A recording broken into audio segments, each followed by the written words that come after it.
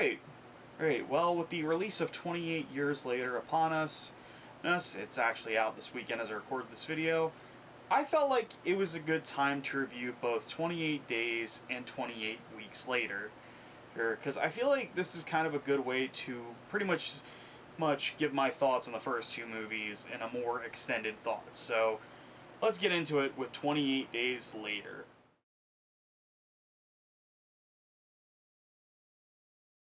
Hey, what is up, you guys? It's me, N0VA198 again, and today I'm back reviewing movies, and what better way to come back to reviewing movies than reviewing one of my favorite zombie films of the last 20 years, and that is a little film simply known as 28 Days Later, which was directed by Danny Boyle, Alex Garland, and stars Cillian Murphy, Naomi Scott, Brendan Gleeson, and Megan Burns.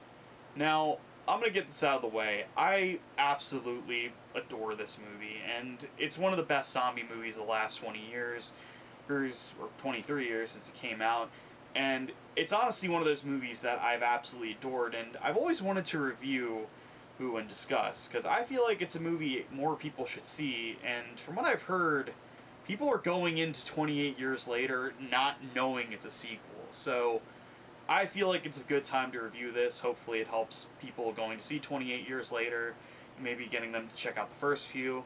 So anyways, I love 28 Years Later, or 28 Days Later, and I feel like it's time I finally reviewed the first one. So anyways, let's get into this review. Let's talk about the story. Okay, now the story for 28 Days Later follows the story of Jim, who has just woken up from a coma in the city of London.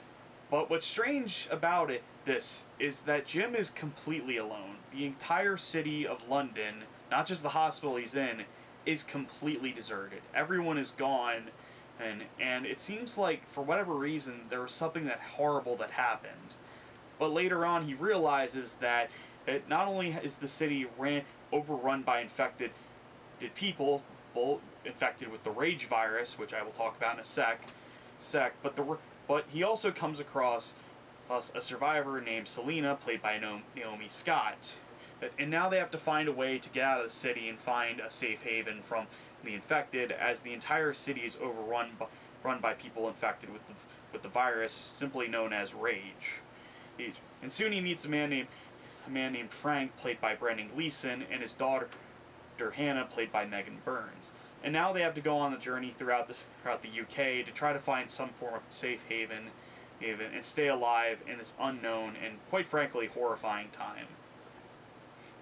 So, in my opinion, the story for 28 Days Later is actually really interesting because it's a very realistic depiction of what would happen in case an outbreak like this happened. Now, I will say, in the last couple of years, in this past decade, we have lived through a literal pandemic, though it's not like to this level with the rage virus, which I'm going to talk about the rage virus in a second, but I just wanted to say that 28 Days Later, despite how dark it is and how sometimes horrifying it is with the infected, 28 Days Later is a very human story at times. You can definitely tell, you can see this group of people, mostly Hannah, Selena, Tim, and Frank, try to find some hope and joy throughout these absolutely horrible times they're having. And it's honestly kind of both horrifying, but it's also very sweet because there's a lot of very tender moments in 28 Days Later. And I really liked that. Like, one of my favorite parts of the story is there's a scene where they go into this supermarket and you hear this sound, the music play. I will say the music in the movie, this is going to be a complaint I talk about later on with the film, but it's kind of this really soft-sounding song. I think it's Together Wherever. I think it's a great song, and it really does help the mood. It shows that there is some form of hope in these horrible times. And I think there are scary moments in the film, too. When in the beginning of the movie, when you find out where the rage virus comes from, the editing and just the way it's shot feels almost nightmarish. Like, when you find out what these the animals are infected with, because in case you don't know, I'm going to be spoiling this, the beginning of the movie of 28 Days Later, it opens with a group of animal rights activists who try to basically get animals that are being experimented on, but they're stopped right before they're about to do so by scientists who say, hey, don't don't open those cages because the chimps are infected with something. And they're like, oh yeah, what they're infected with. And the way the scientist just delivers this line is both horrifying and brilliant. And they just say this one simple word that goes a million miles with it. Rage. And that is what the chimps are infected with. It's the rage virus. And what the rage virus does is why I think this movie is so scary, is that it only takes 10 seconds for you to get sick. If you come into contact with one of the infected and they bite you, or they get their blood or saliva in your face or eyes or mouth, you're pretty much screwed. You got 10 seconds and then you're infected. It's really scary. I think that's why I find 28 Days Later so scary compared to most zombie movies, because you can see how fast and how horrible this can spread and just destroy an entire city. Hell, not even that, an entire country. And I think it's actually pretty brilliant with how they did that. So, yeah, I think the story for 28 Days Later is fantastic. I think it's very suspenseful. I think the last 20 to 30 minutes is genuinely terrifying in the army base, because it's got this really claustrophobic, really kind of just maddening style to it that is so freaking good. So that's the story. So those are my thoughts on the story for 28 Days Later. Let's move on to the acting. Now, when it comes to the acting for 28 Days Later, I think everyone here did a great job. Naomi Scott, Cillian Murphy, Brendan Gleeson, and Megan Burns, I all thought they did a great job in the main cast. Cillian Murphy, this was actually the first movie I think a lot of people knew he was in before he started showing up in films like Red Eye, Batman Begins, or the Christopher Nolan Dark Knight trilogy, and Oppenheimer that he just won the Oscar for a couple of years ago.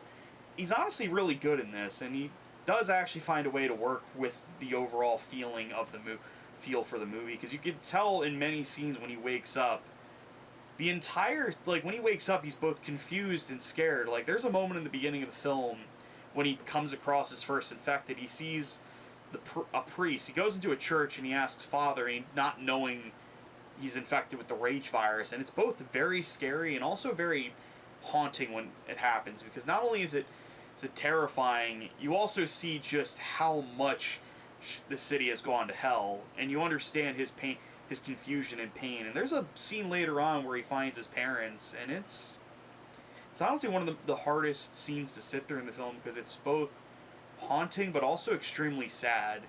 And you can tell throughout the film, a lot of people, the cast in the film, feels like they have lost everything. Even Frank's the character of Frank, played by Brendan Gleeson, you could tell he's not happy about about what's happened to him. Like, he has to protect his daughter. And there is a scene with Brendan Gleeson that I will always remember, where, spoilers, he gets infected. Like, a drop of blood hits his eye and he becomes infected. And it's very sad, but it's also really nightmarish, because you can see not only can your loved ones be sick, but also you're not safe. And I think that's one of the brilliant parts about it. And also, I will say, Naomi Scott, I thought she was great in the movie. She was one of the best parts. I loved her character. She basically had a very streetwise attitude to herself, but she wasn't, like, overbearing. She didn't shame Jim, which I did appreciate, but she was kind of like, look, you gotta be careful in this world. And it honestly is really great.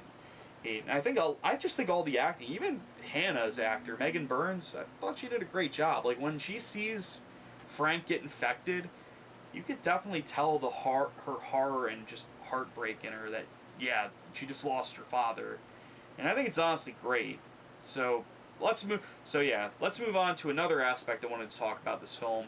Because I will say the acting is great, but I want to talk about other stuff in the film, because I feel like one big aspect of the film really helps it. Story, and I've also talked about the acting, but I wanted to also bring up the music. The music in this movie is fantastic. The soundtrack they have in this movie is both scary, it's also very ominous, it makes you feel kind of uncomfortable, and I really do think it's a great way to set up this hellscape of London, because it is just very, very well done. It's haunting. If you don't believe me, look up the 28 Days Later soundtrack. It's really that good. And honestly, I think it's also a great way to pretty much set up the anxiety and panic throughout the film. Because one big thing that this movie did introduce with the 2000s of zombie movies is that the zombies in this movie run. And I have heard it's because of the rage virus that they're pretty much aggressive and quicker, but it's also just genuinely terrible. Well, because if you see a fucker like a rage infected zombie, it is both. Better make sure your car is fast enough and you're a fast runner, because these things do not stop. And I thought it was brilliant that they did that, because not only does it help show like basically how the zombies work, but I think it also kind of revolutionized the zombie genre as well. I could be wrong. There could be other movies that had running zombies before this, but I think it was really smart that they did that. And I remember in the game Left 4 Dead 1 and 2, the zombies run, so it added a lot of horror and suspense to it. In fact, I think most zombie stuff, besides The Walking Dead, the zombies do run, and it is terrifying when they run, because they're quick, but also they have these like gnarly red eyes, and it just looks terrifying. And I gotta say, I really do love the look and just overall just the soundtrack in this movie. It's fantastic. Even the other songs like off the soundtrack, like Better Together, great song. And I'm not sure what the song that's playing when Jim finds his parents is, but I thought that was also really effective. It didn't feel manipulative, and that's what I really liked about it. So anyways, those are my thoughts on the music. Now let's move on to one more thing I wanted to bring up. And now moving on to the one last thing I wanted to bring up is that in 28 Days Later, when I first watched it, I actually didn't know this.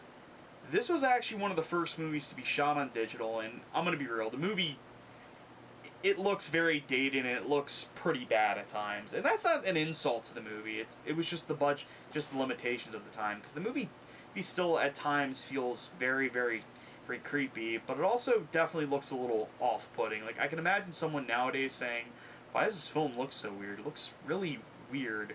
It's because the film was shot on digital compared to film, where most films I think at the time were made with film. But then as time went on, and I guess more movies started going from filming on actual like film to just straight up filming on digital. And I'm sure for the time it looked great, but I will say definitely now looking at it, it can look a little off-putting. But to me, that doesn't really bring down 28 Days Later. I still think this is one of the best zombie movies of all time. In fact, it might be one of my favorite horror movies of the last 20 years. And I'm going to be moving on to the final verdict now. Would I recommend 28 Days Later?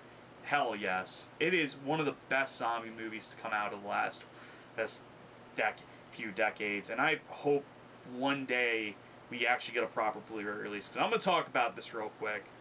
I do recommend 28 Days Later. Do not get me wrong.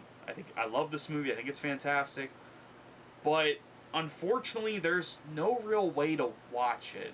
Now, I looked on Google of ways to watch 28 Days Later, and unfortunately, there is kind of a licensing issue. The film was made by Fox Searchlight back in 2001 or 2002, and it's definitely interesting because basically Disney basically gave up the rights. Now Sony owns the rights, so that's why the film came back on digital.